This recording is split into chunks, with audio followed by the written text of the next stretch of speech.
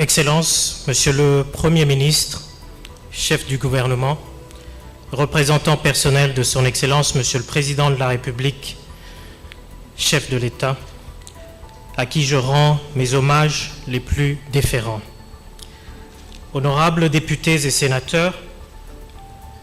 Mesdames et Messieurs les membres du réseau francophone des régulateurs de l'énergie, Mesdames et Messieurs les membres du conseil d'administration de l'ARE, distingués invités à vos titres et qualités respectifs. Je voudrais d'emblée rendre un vibrant hommage à Son Excellence, Monsieur le Président de la République, chef de l'État, qui, dans sa vision, a mis l'homme au centre des préoccupations de son action politique. Cette vision est l'épine dorsale de la politique du gouvernement de l'Union sacrée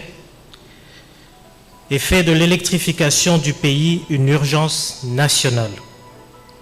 En effet, sur le plan énergétique, la République démocratique du Congo se trouve assurément dans une situation paradoxale. Malgré un potentiel en hydroélectricité très important d'environ 100 000 MW, le taux de desserte en électricité est parmi les plus faibles d'Afrique. La loi sur le secteur de l'électricité adoptée en 2014 s'est donné pour objectif de corriger ce paradoxe en mettant en place un nouveau cadre institutionnel dans lequel l'autorité de régulation du secteur de l'électricité, ARE en sigle, établissement public du secteur de l'électricité créé par le décret numéro 16/013 du 21 avril 2016, exerce la fonction de régulation, de contrôle et de suivi des activités du secteur de l'électricité en République démocratique du Congo. Son rôle est d'importance. Il s'agit d'encadrer un secteur libéralisé dans lequel les acteurs privés investissent dans la production, le transport, la distribution et la commercialisation de l'électricité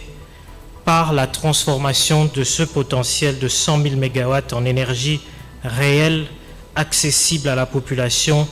ainsi qu'au secteur économique et de développement. Après près de 10 ans de réformes, force est de constater que les objectifs n'ont pas été atteints. L'électrification du pays ne pourra être enclenchée que par un dispositif d'ordre technique tel que le schéma directeur d'électrification de l'ensemble du territoire, actuellement en cours de finalisation par le gouvernement. Le thème retenu pour l'atelier qui va être ouvert en ce jour par le Premier ministre représentant du chef de l'État participe au débat sur la stratégie à adopter. D'ores et déjà, je puis vous annoncer que le gouvernement a opté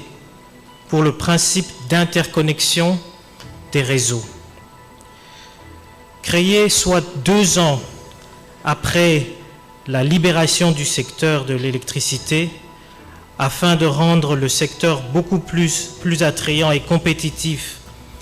comme objectif majeur de la desserte en électricité de la population ainsi que de toutes les industries qui militent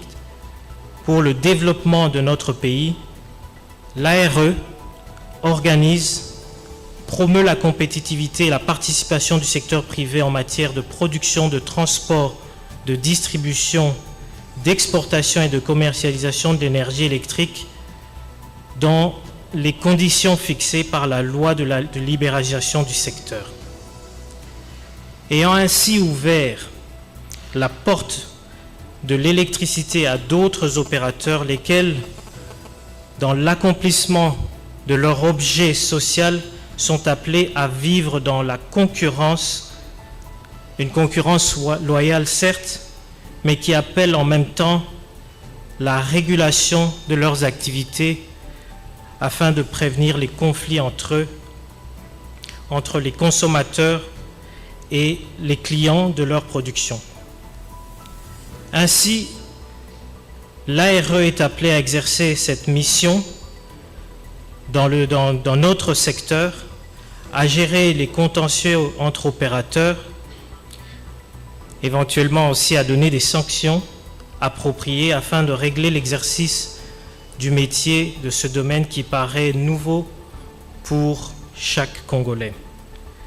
L'ARE, jeune établissement du secteur parmi tant d'autres,